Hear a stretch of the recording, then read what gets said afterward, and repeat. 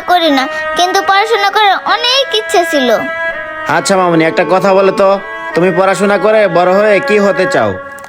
Sir, আমি যদি পড়াশোনা করতে পারতাম তাহলে ডাক্তার হয়ে মানুষের সেবা করতাম। মামনি, তুমি আসলে একটা ভালো মেয়ে, আর তুমি আমাকে মাফ করে দিও তোমার সাথে এরকম ব্যবহার করার জন্য।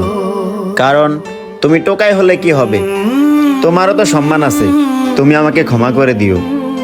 হ্যাঁ আঙ্কেল, আমরা টোকাই হতে পারি কিন্তু চোর না। আর মানুষ আমাদেরকে মূল্যায়নই করে না, টোকাই বলে সবসময় খালি অবহেলাই করে। আর জানেন আঙ্কেল, সমাজের মানুষগুলো কেমন যেন সবাই আমাদেরকে চোর চেষ্টাই মনে করে। আর আঙ্কেল, আপনি আমার কাছে মাপ চাওয়ার কোনো দরকার নাই, কারণ আপনিও তো তাই করছেন। সমাজের মানুষ যা করে এতে আবার মাপ চাওয়ার কি আছে? মামনি, ওসব কথা বলে কোনো লাভ নেই। এই টাকাগুলো তুমি যেহেতু পাইছো, এই টাকাগুলো তুমি রাখো।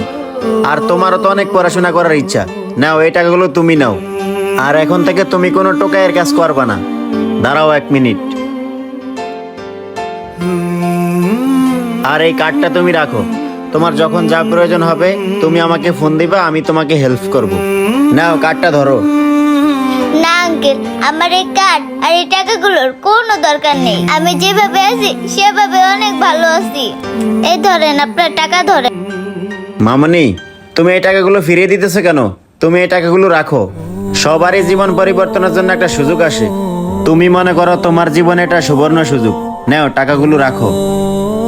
না আঙ্কেল, আমি টাকাগুলো নিতে পারবো না। আর আঙ্কেল, আমি বুঝছি আমি যে আপনার উপকার করছি, এর বিনিময়ে আপনি এই টাকাগুলো আমাকে দিতেছেন। না রে পাগলি, তুমি আমার উপকার করছো এই জন্য আমি তোমাকে টাকাগুলো দিতাছি না। আমি তোমাকে টাকাগুলো খুশি হয়ে দিতাছি। আর আমি চাই না তুমি টোকাইয়ের পরিচয়ে বড় হও। আমি চাই তুমি আমাদের মতো মানুষের পরিচয়ে বড় হও। আচ্ছা আঙ্কেল, তাহলে আপনি টাকাগুলো দেন।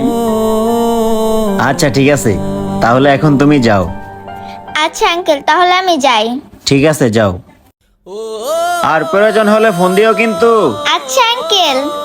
যে কোনো পরিস্থিতিতে সততা ঠিক রাখুন, তাহলে দেখবেন চাওয়ার থেকে আল্লাহ তাআলা আপনাকে বেশি দিবে। ভিডিওটি ভালো লাগলে অবশ্যই শেয়ার করে দিবেন। ধন্যবাদ সবাইকে।